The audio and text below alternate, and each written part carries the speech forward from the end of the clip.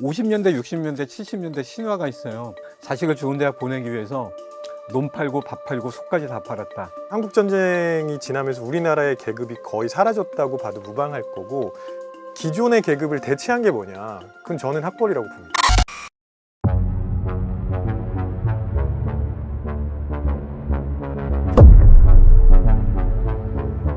영어, 수학, 중국어, 논술 뭐 등등 하면은 한 7, 8까지는 하는 것 같아요. 평균이 70이고 조금 더 뭐 욕심을 내자면 더 올라가더라고요.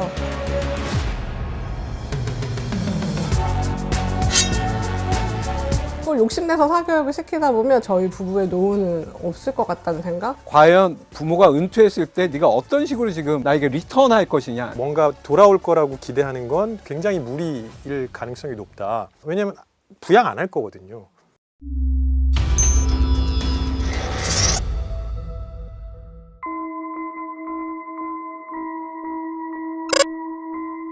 올해 중2 초등학교 6학년 올라가는 아이들 중 40대 직장인 아빠입니다. 아이들 교육 때문에 학군 좋은 동네에서 전세로 살고 있습니다. 이 동네가 교육열이 장난이 아니라서 애들 주변 친구들 보면 학원을 엄청 다니더라고요. 그래서 와이프도 여기저기 알아보고 좋은 데 찾아서 보내느라 애들 학원비를 아끼지 않습니다. 저희 부부가 맞벌이라서 수입 합치면 650만 원 정도 됩니다. 근데 애들한테 들어가는 학원비 과외비만 월 150만 원이에요.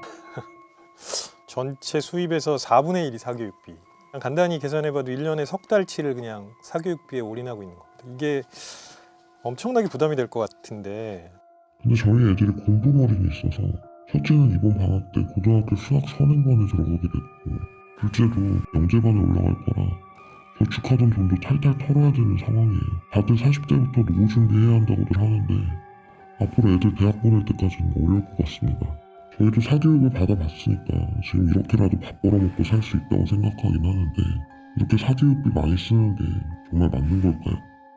제가 지금 들었던 내용 중에 가장 인상 깊었던 것은 자식이 공부머리가 있다고 생각을 하신 거잖아요. 부모님 입장에서는 공부머리가 있다는데 공부를 하지 말라고 할 수도 없고 굉장히 난감하실 것 같아요. 나의 경제적 실익 내지는 경제적 손해를 지금 생각하는 건지, 아니면은 여전히 자식이 잘 되면은 내가 얼마든지 희생할 수 있다라는 자세인 건지, 그 부분부터가 좀 명확하지가 않은 것 같아요. 이 문제를 진단하기 위해서. 그럼에도 불구하고 왜 우리나라 사람들 전체가 이렇게 집단적으로 교육에 몰입하느냐, 이 문제에 관해서는 사실 우리 김태훈 선생님 같은 심리학자나 뭐 저 같은 사회학자나 많은 연구들을 해오고 있습니다. 네, 아마 오늘 저희가 그런 얘기를 나누게 될 텐데.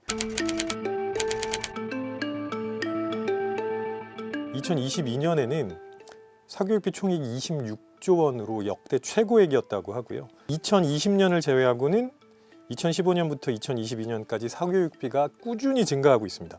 여기에서 중요한 거는 학생 수는 줄고 있는데 사교육비는 증가하고 있는 거. 1인당 들어가는 사교육비의 비중은 점점 더 높아져 가고 있는 거잖아요. 사교육 참여율도 역대 최고치라고 하네요. 10명 중에 8명이 지금 사교육 중이고 1인당 평균 52만 원이 됐다고 합니다. 이게 50만 원을 넘은 게 처음이라고 그래요.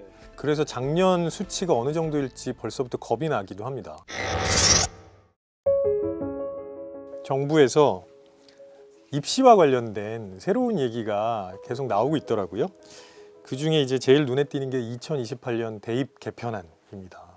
학부모님들이 너무너무 관심이 많으신 부분인데, 2028년에는 선택 과목이 없는 통합형 수능으로 진행하겠다. 거기에서 사교육을 줄일 수 있는 그런 기대 효과가 있지 않을까라고 예상을 한다고 하더라고요. 오히려 제도가 변함으로 해가지고 저희가 학원에서 배우거나 안내를 받아야 될 사항들이 더 높아지니까 우리 사교육에 관한 의존도는 높아지고 이어서 사교육비 자체도 높아질 거다. 근데 이렇게 변할 때마다 학부모님과 학생들은 너무 혼란스러운 상황이 펼쳐지는 것 같습니다.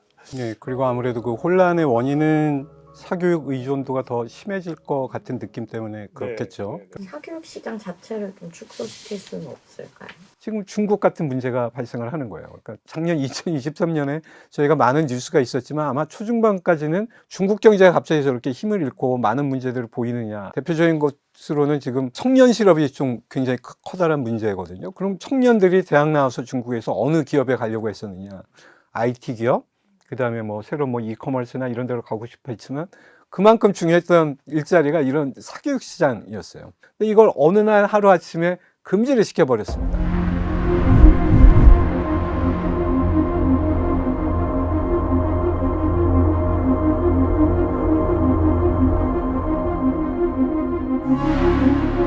그 인더스트리 하나가 붕괴함으로써 줄어드는 GDP의 문제이기도 하지만 청년 실업률을 급격하게 올리는 또 다른 원인이 되기도 했거든요.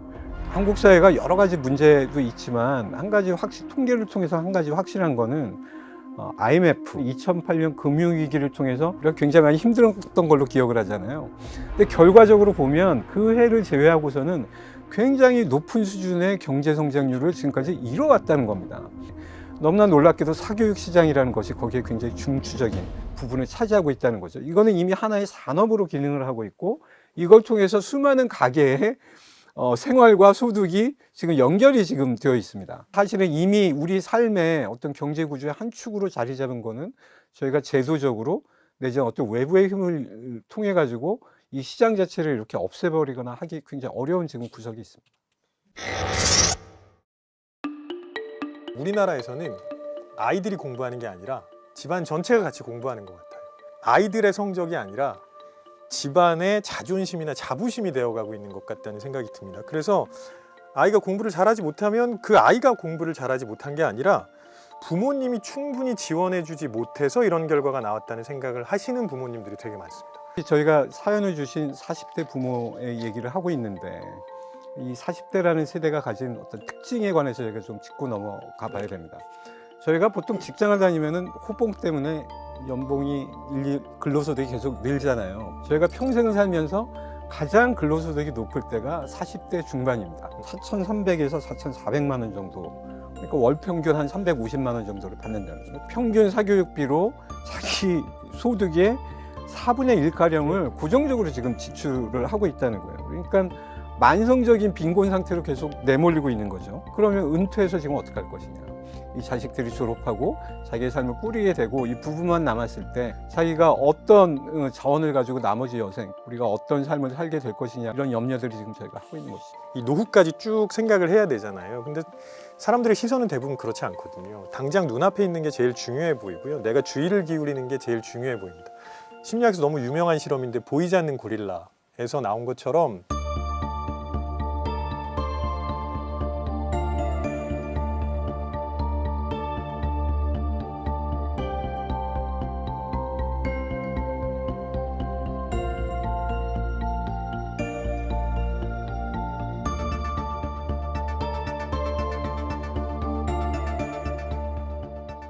무주의 맹시라고 하는데요. 사람들이 착각하는 것 중에 하나가 내가 중요하니까 여기에 주의를 기울인다라고 생각하지만 대부분 내가 보고 있으니까 주의를 기울이니까 이게 중요한 거야 이렇게 착각하거든요. 우리는 무언가 하나에 집중하기 시작하면 다른 것들을 잘 보지 못하고 그 중요성은 떨어질 수밖에 없습니다. 다들 사교육을 시키고 있고 다른 아이들도 다 학원을 다니고 있는데 그게 눈에 들어올 때 나만 아니야. 나는 그래도 미래를 위해서 내 노후를 위해서 투자할 거야. 이렇게 생각할 수 있는 부모님이 과연 몇 분이나 되실까? 저는 상당히 의심스럽긴 합니다. 2003년과 2019년의 40대를 비교를 해봤더니 결혼 숫자가 줄었어요. 네. 근데 동시에 결혼을 한 집안의 자식 수는 늘었어요. 저는 이게 지금 두 가지가 지금 작동을 하고 있다고 생각을 합니다. 일단은 결혼 숫자 자체가 줄었다는 거는 굉장히 개인주의적인 삶을 누리고 싶은 욕구까지가 함께 작용한 결과라고 생각을 하는 대신에 결혼해서 자녀를 낳게 되면 이것에 관한 투자라든지 이런 것들은 과거의 경험, 자기의 삶의 경험을 통해서 더 집중적으로 하는 세대가 지금 40대다. 이 세대와 그 이전 세대를 우리가 어떻게 구분하느냐. 저는 안치환과 015B의 차이다. 이렇게 얘기를 했더니 우리 너무나 젊으신 작가님들은 이해를 못 하셨던. 안치환을 모르시죠? 제가 깜짝 015B도 잘 모르시죠. 015B. 안치환은 뭐 586? 예전에 과거에 저희가 386이랑 불렀던 세대를 대표를 합니다.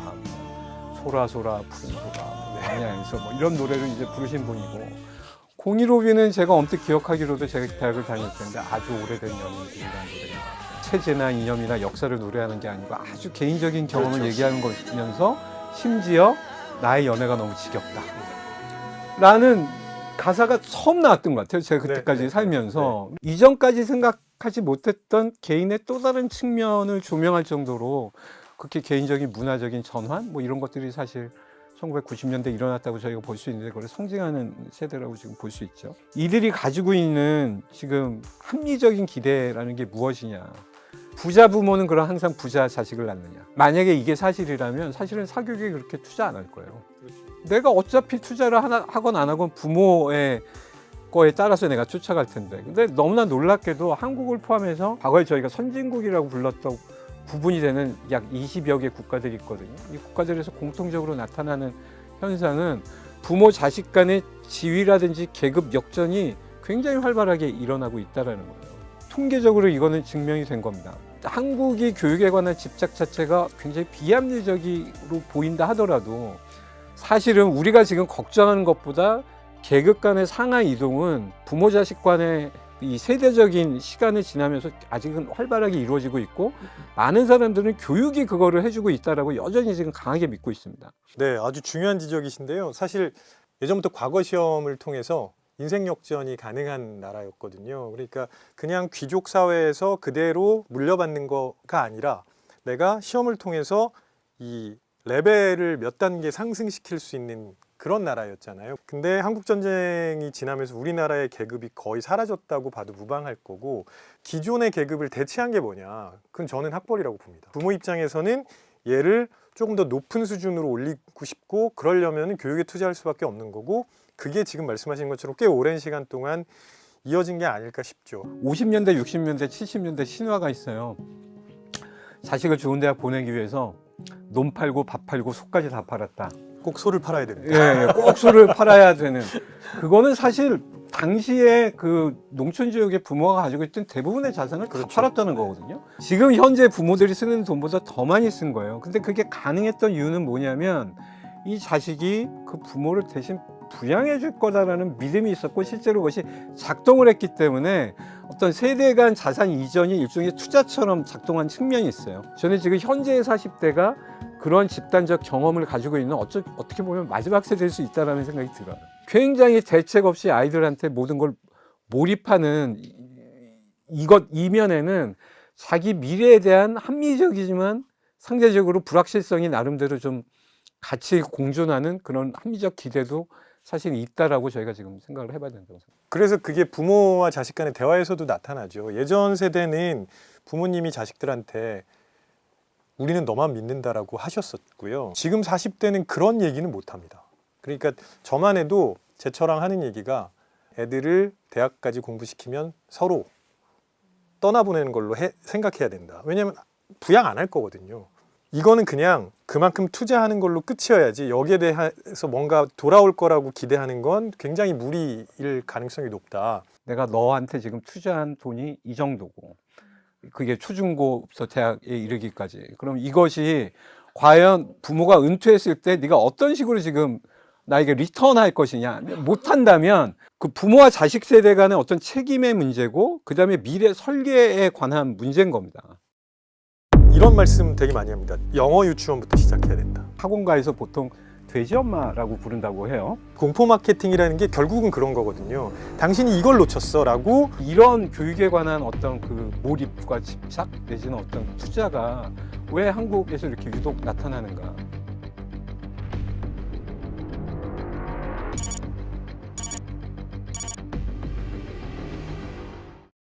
우리 집 양이는 밤마다 뛰어다녀요.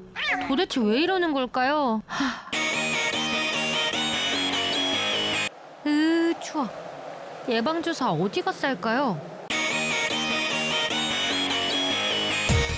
당신의 궁금증 지식비서 스프에서 해결하세요.